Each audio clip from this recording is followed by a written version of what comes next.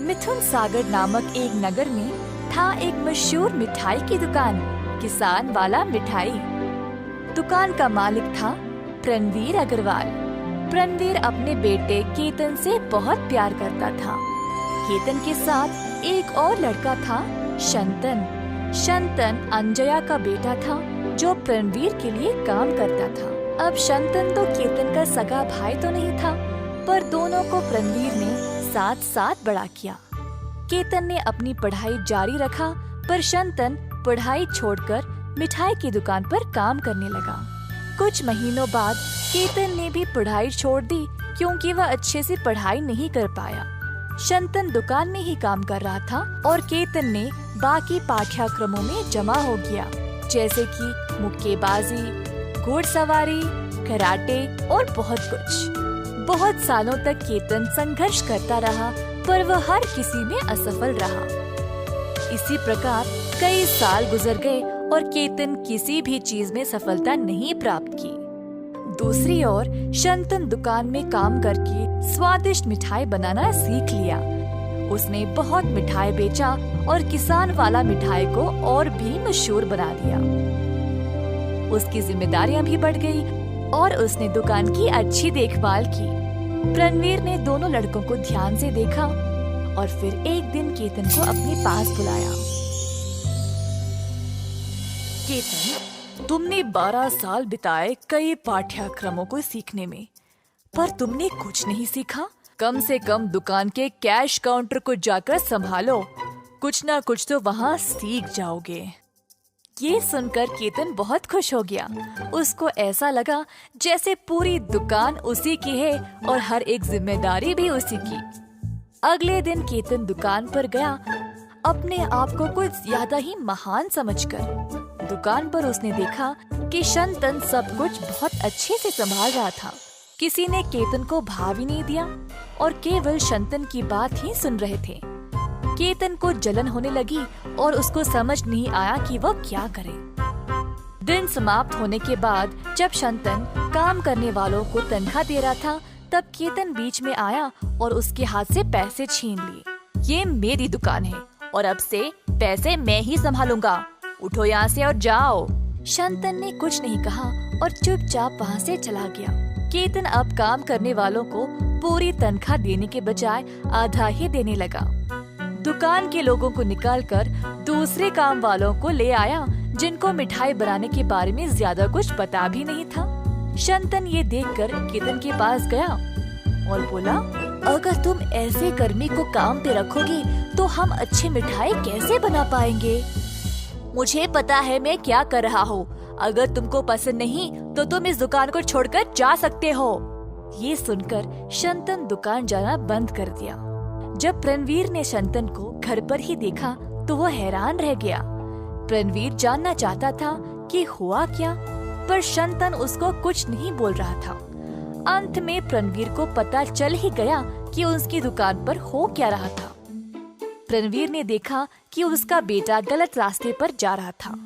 सब लोग उसके बारे में बुरा बात कर रहे थे और प्रणवीर को ये बात अच्छी नहीं लगी। एक दिन प्रणवीर ने दोनों लड़कों को अपने पास बुलाया। प्रणवीर ने लड़कों से पूछा कि क्या हो रहा है। शंतन ने अपनी बात बोली, पर केतन अपनी गलती मान ही नहीं रहा था। प्रणवीर को पता था कि गलत कौन था। वह जानता था कि शंतन की वजह से ही दुकान का अच्छा नाम बना था। अंत में प्रणवीर ने शंतन को दुकान का मालिक बना दिया। ये देखकर केतन और भी नाराज हो गया। पिताजी, आपने ये ठीक नहीं किया। तुम किसी काम के लायक नहीं हो और उसके ऊपर तुम इतनी ईर्ष्या और गुस्सा दिखाते हो। इस तरह तुम एक अच्छा जीवन नहीं बिता सकते। तुम मेरी एक ही औलाद हो और मैंने 12 साल इंतजार किया तुम में बदलाव देखने के लिए, पर तुम इतने लापरवाह बन गए। अब तुम जो भी कहो, मैं निर्णय ले चुका हूँ। केतन घर छोड़कर चला गया और शंतन ने दुकान की सारी जिम्मेदारी ले ली और उसको फिर से अच्छे से चलाने लगा। बहुत दिन बीत गए और केतन को बाहर भी कोई नौकरी नहीं मिली। घर वापस आकर उसने अपने पिता से माफी मांगा। प्रणवीर ने केतन को माफ कर दिया और उसको शंतन का सहायक बनाया। कुछ ही समय बाद केतन ने शंतन से बहुत कुछ सीख लिया। दोनों भाइयों की तरह रहने लगे, एक दूसरे की सहायता करते हुए। एक बार एक गांव में एक बुढ़िया रहती थी जिसका नाम था करुणा। वो तरह तरह के अचार बनाकर बेचती थी।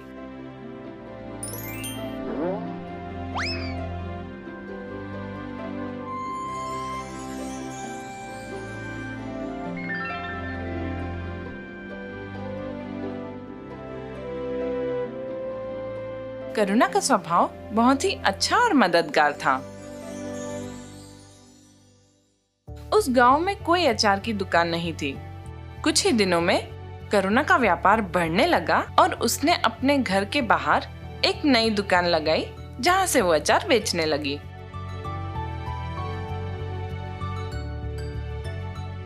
रोज की तरह करुणा अपनी दुकान में अचार बेच रही थी जब वहां एक विघ्नेश नामक व्यक्ति आया। एक अचार की बरनी कितने की है? एक बरनी 25 रुपए की है बेटा। ठीक है, मुझे एक बरनी टमाटर की अचार चाहिए। करुणा ने एक टमाटर के अचार की बरनी उसे दी। विघ्नेश ने उसे 50 रुपए दिए। करुणा ने अपनी पोटली में 50 रुपए रखकर 25 रुपए विघ्नेश को वापस दिए। विघ्नेश ने देखा कि करुणा की पोटली पैसों से भरी हुई है। करुणा की पोटली में बहुत पैसे हैं। किसी तरह मुझे वो पोटली उससे छीननी होगी, लेकिन कैसे?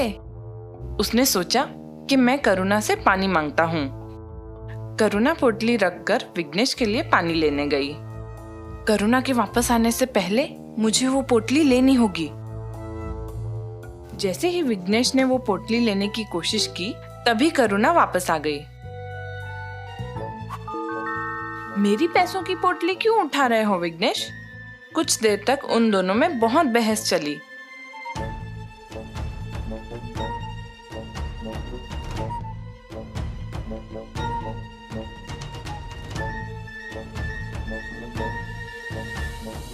और विघ्नेश ने कहा, अब ये पंचायत ही तय करेगी कि ये पोटली किसकी है।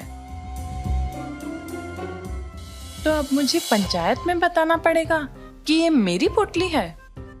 विघ्नेश अभी छोटा है और अगर पूरी पंचायत के सामने उसे गलत साबित किया तो ये उसके लिए अच्छा नहीं होगा। वो अपनी गलतियों से खुद सीख जाएगा। अगर तुम्हें लगता है कि ये पोटली तुम्हारी है तो तुम इसे रख लो, मुझे कोई बहस नहीं करनी है। विघ्नेश ये सुन के बहुत खुश हुआ और वहां से चला गया। वो घर पहुंचते ही उस पोटली के पैसों को गिनने लगा। लगता है करुणा अचार बेचकर बहुत पैसे कमाती है, तभी उसने अपनी पोटली मुझे दे दी। मैं भी स्वादिष्ट अचार बनाकर बेचूंगा।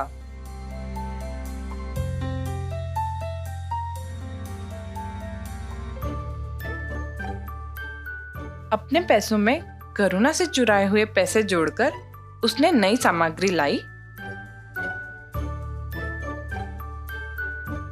और अचार बनाना शुरू किया।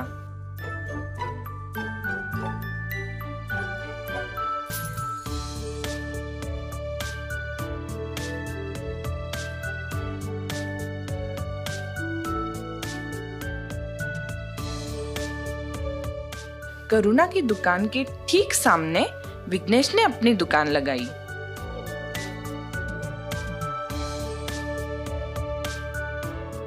अचार ले लो अचार, नींबू आम मिर्ची की ताजी अचार।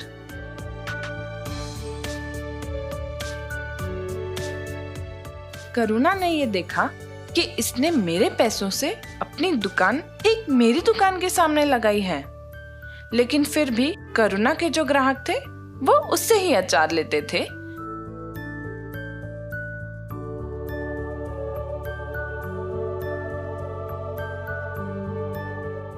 ना कि विघ्नेश से, क्योंकि विघ्नेश एक नया व्यापारी था। लोग उसकी दुकान से अचार नहीं ले रहे थे और इसके चलते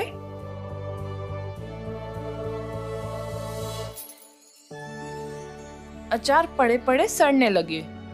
विघ्नेश बहुत दुखी हो गया था। मेरी बनाई हुई अचार खराब हो रही है, अब इससे कौन खरीदेगा? ऐसा बहुत दिनों तक चलता रहा और विघ्नेश का व्यापार बंद हो गया। विघ्नेश के पास खाने के लिए भी पैसे नहीं थे। वो दुख में सारा दिन दुकान पर ही बैठा रहता था। करुणा ये सब देख रही थी। करुणा से विघ्नेश का दुख देखा न गया।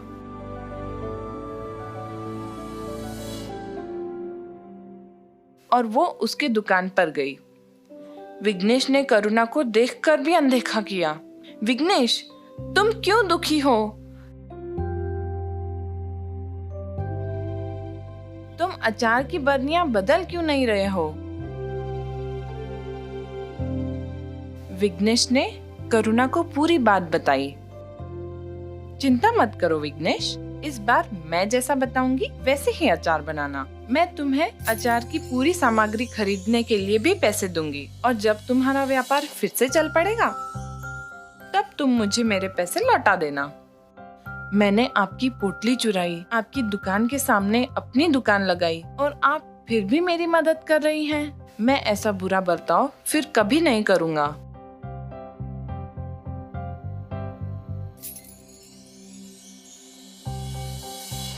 जैसा करुणा ने बताया, विघ्नेश ने वैसा ही किया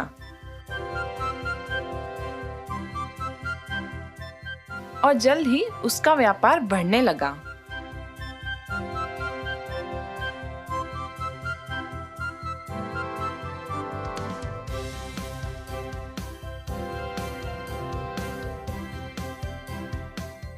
विघ्नेश ने करुणा के सारे पैसे लौटा दिए। अब हर काम ईमानदारी से करना विघ्नेश। आपकी अच्छाई के कारण आज मैं अच्छे से व्यापार कर पा रहा हूँ। आज से मैं आपकी मदद करूँगा और आसपास के गांव में भी अचार प्रसिद्ध कर दूंगा। करुणा ने विघ्नेश की बात मानी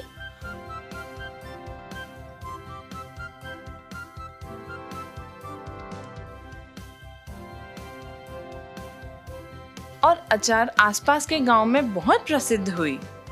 इससे उन दोनों को बहुत फायदा हुआ और वे दोनों हंसी खुशी रहने लगे।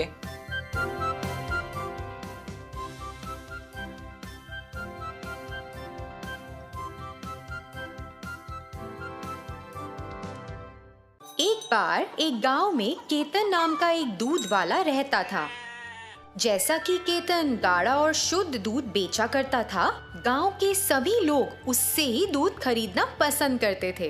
केतन गाढ़ा और शुद्ध दूध बेचने में सक्षम था क्योंकि वह कुछ गायों का मालिक था और वह उन्हें चराने जाता था। वह 8 गायों का पालन पोषण करता था और उसने उनका नाम गंगा, भद्रा, भैरवी, रुद्रवी, बाला, सेतु, चंडी और द्वारक्षी रखा। सभी 8 गायों में से भद्रा वो है जो हमेशा एक या दूसरे तरीके से गड़बड़ी पैदा करती थी और केतन उसके आगे पीछे भागता रहता था। एक दिन केतन ने अपनी सभी 8 गायों को खेतों में निकाला ताकि वे चर सकें। उसी समय भद्रा ने कुछ शरारत करने का सोचा। मैं इस चुप्पी को सहन नहीं कर सकती। कोई मजा नहीं है, कोई मनोरंजन भी नहीं है। मुझे अब कुछ पागलपन करना होगा। उसने झुंड से बाहर निकलने और कहीं छिपने का फैसला किया। जब उसने देखा कि केतन अपने विचारों में खो गया है, भद्रा धीरे धीरे खेतों में घनी घास की ओर चलने लगी और उसके पीछे छिप गई। जैसे ही सूरज ढलने लगा, केतन ने घर वापस चलने के लिए सभी गायों को एक साथ इकट्ठा किया। जल्द ही उसने देखा कि भद्रा गायब है और चिंतित हो गया। उसने चारों ओर देखा और भद्रा का नाम पुकारना शुरू कर दिया, भद्रा, भद्रा। लेकिन वह बदमाश नहीं मिली। हाँ, ऐसा लगता है कि वह मुझे बहुत पसंद करता है। मैं देख सकती हूँ कि वो मेरे बारे में कितना चिंतित है। मुझे लगता है कि ज्यादा हो गया। मुझे उसके पास जाना चाहिए। भद्रा धीरे धीरे झाड़ियों से बाहर आई और कुछ ही दूरी पर वो केतन के सामने जा खड़ी हुई। जैसे ही केतन ने भद्रा को देखा, वह बहुत खुश हो गया और उसे गले लगा लिया। बाद में वह सभी गायों को एक साथ घर ले गया। जब वे घर पहुँचे तो केतन ने सभी गायों को बांध दिया और चला गया।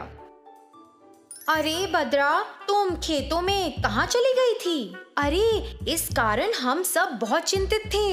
हाँ, मैंने सब कुछ देखा। इसका मतलब ये है कि तुमने ऐसा जानबूझ के किया? हाँ, मैं बस ये जानना चाहती थी कि वह मुझे कितना प्यार करता है। वाह, तुम तो बड़ी होशियार हो।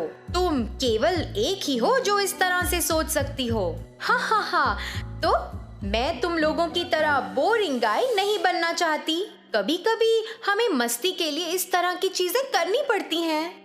बद्रा की राय से हर कोई हैरान हो गया।